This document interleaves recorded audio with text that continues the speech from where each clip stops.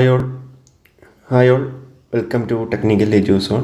അപ്പോൾ നിങ്ങൾ തമ്പനയിൽ കണ്ട പോലെ ISROൻ്റെ ഏറ്റവും പുതിയ ഒരു നോട്ടിഫിക്കേഷൻ റിലീസായിട്ടുണ്ട്. അപ്പോൾ നിങ്ങൾ തമ്പനയിൽ കണ്ട പോലെ ഇലക്ട്രോണിക്സ്, അതേപോലെ മെക്കാനിക്കൽ, അതേപോലെ കമ്പ്യൂട്ടർ സയൻസ് ഉദ്യോഗാർത്ഥികൾക്കാണ് ഈ ഒരു ഗോൾഡൻ ഓപ്പർച്യൂണിറ്റി ഉള്ളത്. ഇപ്പം BTECകാരുടെ റിസൾട്ട് ഇപ്പോൾ എന്തായാലും 30-ാം തീയതി വരുമല്ലോ. അപ്പോൾ അവർക്കും സ്വാഭാവികമായിട്ടും അപ്ലൈ ആയിട്ട് പറ്റുന്നൊരു പോസ്റ്റ് തന്നെയാണ്. അപ്പോൾ നിങ്ങളെ ഫ്രണ്ട്സിനൊക്കെ ഡീറ്റെയിൽസ് മാക്സിമം ഷെയർ ചെയ്യാം. അപ്പോൾ നമുക്ക് നമ്മുടെ കണ്ടന്റിലോട്ട് വരാം. അപ്പോൾ advertisement number ISRO ICRB 2MC 2025 27/5/2025 ഇതിലാണ് അവർ അഡ്വർടൈസ്മെൻറ്റ് പുറത്തിറക്കിയിരിക്കുന്നത്. ഇതിപ്പം സെൻട്രലൈസ്ഡ് റിക്രൂട്ട്മെൻറ്റ് ആയതുകൊണ്ട് തന്നെ ISROയുടെ ഡിഫറെൻറ്റ് സെൻറ്റേഴ്സിലേക്ക് വേണ്ടിയിട്ടാണ് അവർ നോട്ടിഫിക്കേഷൻ ഇറക്കിയേക്കുന്നത്. Recruitment for the post of scientist C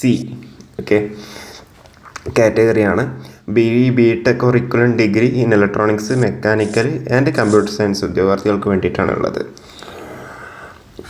scale of pay എന്ന് പറയുന്നത് ലെവൽ 10 ആണ്. ലെവൽ 10 എന്ന് പറയുമ്പോൾ 56,500 തൊട്ടിട്ട് 1,77,500 രൂപ വരെയാണ് വരുന്നുണ്ടാവുക. In pay matrix of constant ISRO സെൻറ്റേഴ്സിലാണെങ്കിൽ ഗ്രൂപ്പ് A ഗസറ്റഡ് പോസ്റ്റും, ഓട്ടോണോമസ് ബോഡീസ് അണ്ടറിലാണെങ്കിൽ DOS group A non gazetted പോസ്റ്റിലേക്കാണ് വരുന്നുണ്ടാവുക.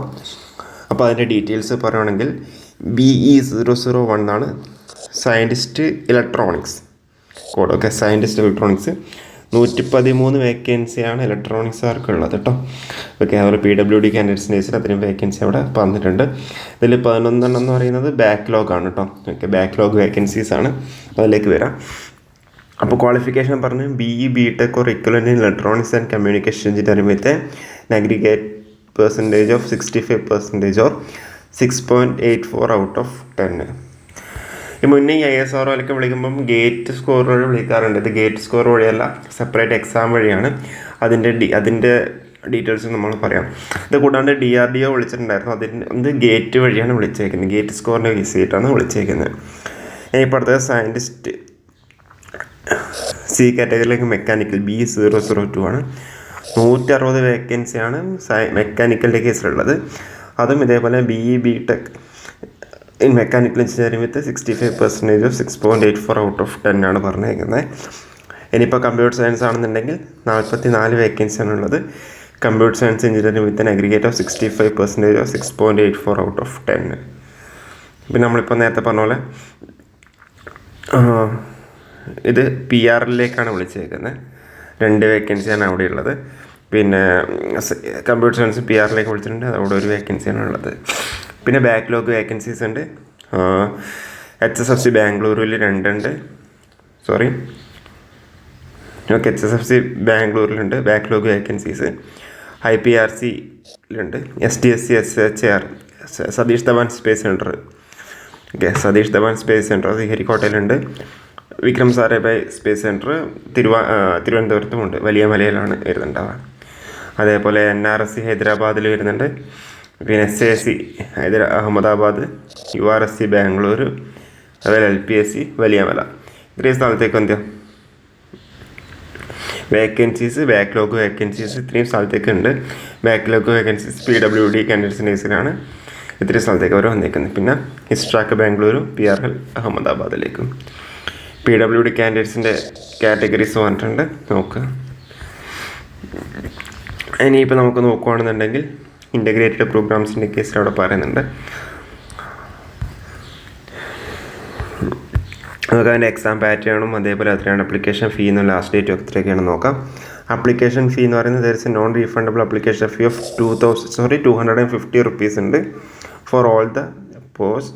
അതേപോലെ however initially all the candidates have to uniformly pay 750 rupees per application as a processing fee, and the processing fee will be refunded for those candidates who appear in the written test as under.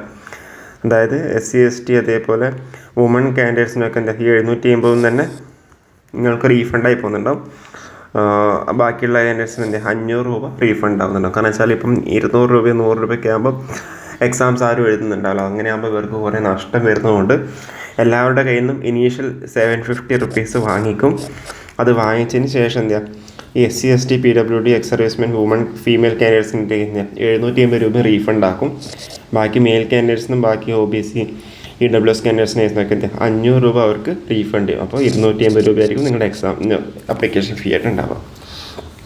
Okay, അപ്പോൾ അത് നിങ്ങൾക്ക് apply ചെയ്യുമ്പോൾ തന്നെ നിങ്ങളുടെ account number IFSC കോഡും കാര്യങ്ങളൊക്കെ detail ആയിട്ട് കറക്റ്റായിട്ട് തന്നെ കൊടുക്കുക. അപ്പോൾ അതിലേക്ക് ബാക്കി റീഫണ്ട് വരുന്നുണ്ട്. നിങ്ങൾ എക്സാം അറ്റൻഡ് ചെയ്ത് കഴിഞ്ഞാൽ നിങ്ങൾക്ക് റീഫണ്ട് ഇനീഷ്യേറ്റ് ചെയ്യുന്നുണ്ട്. പിന്നെ ഇതിലിപ്പം പറയുകയാണെങ്കിൽ നമുക്കിവിടെ എക്സാം പാറ്റേൺ എന്ന് പറയുമ്പോൾ 2 പാർട്ടായിട്ട് ഉണ്ടാവുക. പാർട്ട് എയും പാർട്ട് ബിയും. 120 മിനിറ്റ്സ് ആയിരിക്കും ഡ്യൂറേഷൻ ഉണ്ടാവുക. ഓക്കെ, പാർട്ട് എയുടെ കേസിൽ എന്ന് പറഞ്ഞാൽ ഏരിയ അല്ലെങ്കിൽ ഡിസിപ്ലിൻ സ്പെസിഫിക് ആണ്. ഇലക്ട്രോണിക്സ് ആണെങ്കിൽ ഇലക്ട്രോണിക്സ്, മെക്കാനിക് ആണെങ്കിൽ മെക്കാനിക്കൽ, കമ്പ്യൂട്ടർ സയൻസ് ആണ് computer science. Consist of 80 multiple choice questions of 1 mark each and 1/3 ആയിരിക്കും നെഗറ്റീവ് മാർക്കിംഗ് ഉണ്ടാവുക. അതേപോലെ പാർട്ട് ബി എന്ന് വെച്ച് കഴിഞ്ഞാൽ maximum 15 multiple choice questions totalling of 20 marks. Negative marking ഇല്ല. ഇനിയിപ്പം നിങ്ങളെ ക്വാളിഫൈഡ് നേച്ചർ എന്ന് പറഞ്ഞു കഴിഞ്ഞാൽ ഇൻ്റർവ്യൂയുടെ ക്രൈറ്റീരിയക്ക് വരാം. 50% ഈച്ചാണ് പറയുന്നത്. ഫോർ അൺറിസർവ്ഡ് കാൻഡിഡേറ്റ്സ് കേസിൽ 50% each part A and part B. Agri ഏരിയയിൽ 60% വരും. റിസർവ്ഡ് കാൻഡിഡേറ്റ്സ് കേസ് കഴിഞ്ഞാൽ 40% each part A part B. Agri area ആയിട്ട് നമുക്ക് 50% എന്ന് പറയേണ്ടത്. അപ്പോൾ ഇത് പറയാൻ വേണ്ടി പറ്റില്ല, 50% ആവണമെന്ന് പറയാൻ വേണ്ടി പറ്റില്ല. കാരണം വെച്ചാൽ നമുക്ക് അവിടെ കോമ്പറ്റീഷൻ കൂടുന്നതിനനുസരിച്ച് കൂടും, കട്ട് ഓഫ് മാർക്ക് അവിടെ കൂടും. അപ്പോൾ നമ്മൾ അൺറിസർവ്ഡ്, അതായത് based on the performance on the written test, the candidates will be short listed in the interview 1:5. അതായത് ഇപ്പോൾ 10 വേക്കൻസ് ആണെങ്കിൽ 50 പേരെ ആയിരിക്കും അവർ ഷോർട്ട് ലിസ്റ്റ് ചെയ്യുന്നുണ്ടാവുക. ആ ഒരു രീതിയിലാണ് വരുന്നുണ്ടാവുക. ഓക്കെ, റിസർവ്ഡ് കാൻഡിഡേറ്റ്സ് 1:5 തന്നെയാണ് വരുന്നുണ്ടാവുക. അപ്പോൾ ഇൻ്റർവ്യൂയുടെ കേസിൽ അലോക്കേഷൻ എന്ന് പറയുമ്പോൾ technical knowledge 40, general awareness, relevance area, specialisation technical ഉണ്ടെങ്കിൽ 20 മാർക്ക്.